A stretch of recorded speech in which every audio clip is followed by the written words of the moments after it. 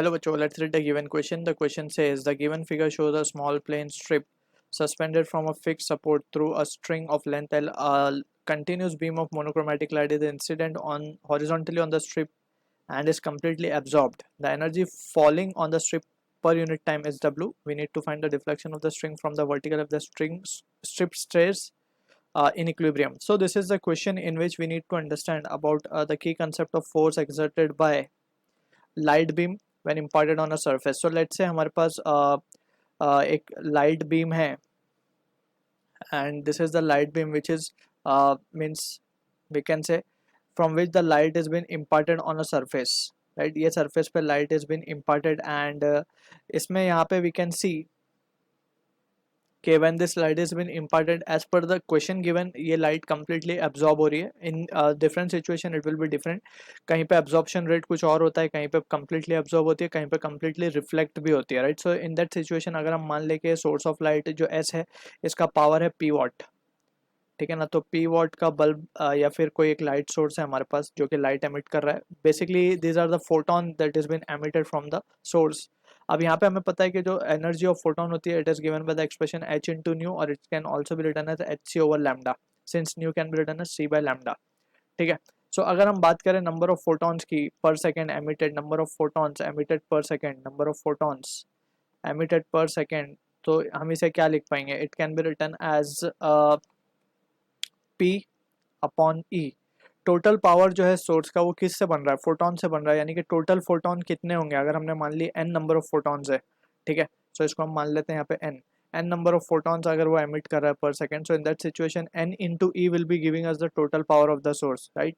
सो यहाँ से we can सी ई की वैल्यू जब सब्सटीट्यूट करेंगे तो P lambda upon h c आ जाएगा.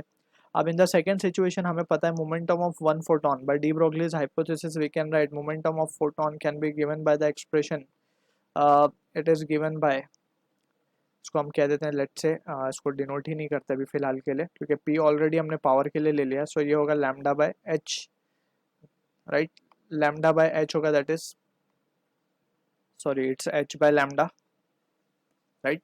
सो from this situation we can say ये momentum of a photon, single photon का मोमेंटम है ये और नंबर ऑफ फोटॉन्स हमारे पास है. So we can say total momentum exerted, total momentum exerted will be equals to एक का मोमेंटम ये है और हमारे पास नंबर ऑफ फोटॉन्स एमिटेड है per second P lambda upon h c. So यहाँ से हम देख सकते हैं जो रिजल्ट हमारे पास आ रहा है it is coming out to be H H cancel P by C. P is the power, C is the speed of light basically. अब अगर हम this is the total momentum. अब हमें पता है कि टोटल मोमेंटम जो होता है change in momentum is what? Force, right? So total momentum यहाँ पे p बाई सी है. So accordingly we can have the value of force. तो हम यहाँ पे क्या लिख सकते हैं? Force will be total momentum imparted per second that can be written as p by c only, right? So force per total momentum per second अगर हम करेंगे इसको, so in that situation it will be just force and this will be the result we are getting. अब this is the result that we will be using over here. तो इतना force light beam exert करती है when it has been completely absorbed by the surface, ठीक? अब as per the question given तो यहाँ पे हम straight away लिख सकते हैं force can be written as W by C क्योंकि हमें एक W given है. energy falling per unit time is nothing but power only, right? So हमें वो W given है so it will be W by C. So this is the force exerted on it. अब यहाँ से we can सी हमें deflection find करना है theta. As per the question हम देख सकते हैं we are interested in calculating this value of theta. So अगर हम इस स्ट्रिप को रिजॉल्व करते हैं into its component so we can see let's say this is the strip. इसको सबसे पहले तो हम इसमें इसके रेजोल्यूशन के हिसाब से देख सकते हैं कि इसका वेट mg नीचे एक्ट करेगा, right? And also we can say कि इस पे एक फोर्स इस तरफ लग रही होगी स्ट्रिप पे ड्यू टू दिस लाइट जो हमने निकाली है अभी, इट इज़ W बाई सी, ठीक है? एंड ऑल्सो टेंशन होगी इस स्ट्रिंग के अंदर ऑफ लेंथ L. सो इस टेंशन को अगर this angle is theta so इसको अगर हम रिजॉल्व करें so one component of T will be in the upside direction. ये हो जाएगा T cos theta and accordingly we can say this will be T sin theta, right? So from this we can say now अब under equilibrium हम सारे forces को balance कर सकते हैं. Under equilibrium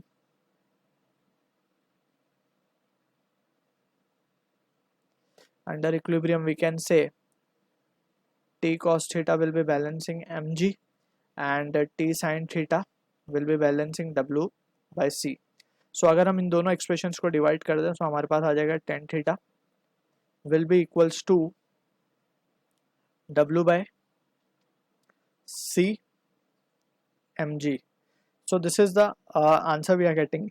So from here हमें deflection find करना था, तो डिफ्लेक्शन क्या आ जाएगा, tan inverse of W upon mcg. So this is the answer to the question. I hope you understood the solution. All the best.